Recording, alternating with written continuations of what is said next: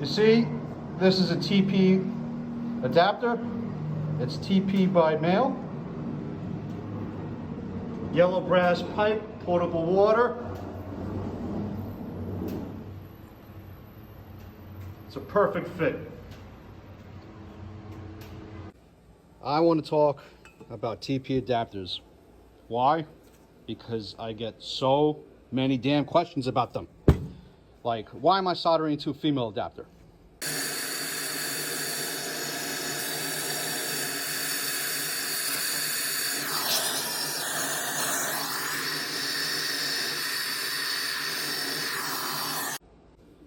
Well, right here, it's not necessarily a female adapter anymore.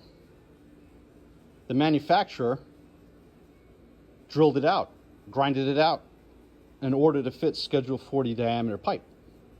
And now we're going to talk about TP pipe. Threadless pipe, as the name suggests, can't be threaded, but it is the same diameter as Schedule 40 pipe. So an example of that, I don't have TP pipe on me right now, is a piece of 2.5-inch PVC pipe. Okay? As we all know, PVC pipe is a larger diameter than regular copper pipe. So what's going to happen when I put this 2.5-inch TP adapter on the PVC pipe? Should fit like a glove. Look at that. It fits like a glove. Perfect.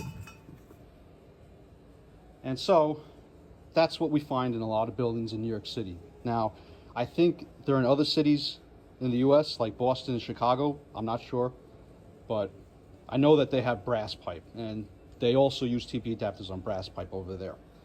Anyway, TP pipe was used back in the day, I would say from the 1940s and 1980s. I might not be correct with that, but around that time frame, because it was an alternative method to cutting and threading. You know, instead of having a 300 on every job site and all the man hours needed to cut and thread pipe, and you know how heavy it is and all that shit, people would braze the pipe instead. It was just a quicker method. It was just another method to get pipe up, rises up, and handle the tensile strengths and the different melting points that are required. So when I'm repairing pipe, I come across yellow brass, I come across TP pipe all the time. So this is something that is a staple in the shop. You know, we have 1/2-inch all the way up to 4-inch TP adapters. In my videos, you'll see me soldering the TP adapters.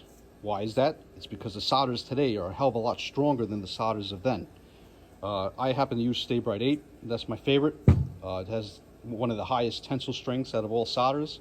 I think it's 6% or 5% silver in it. So it's good enough for potable water, and it's good enough for the brazed cup fittings. It's good enough to hold. Sometimes you get lucky with the manufacturer, and they'll make the cup a little bit bigger. So I prefer these, but if I can't get my hands on these, I'll get the bronze fittings. Anyway, another example is this is 2-inch L copper pipe.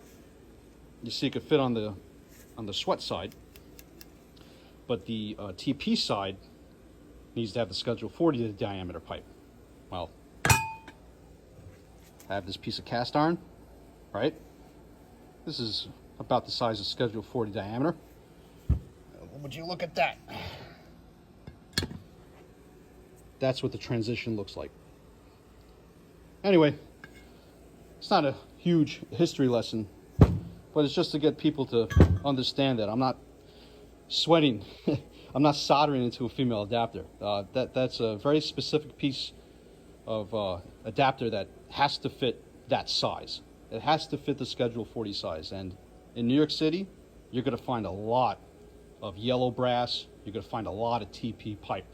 And so these are absolutely necessary.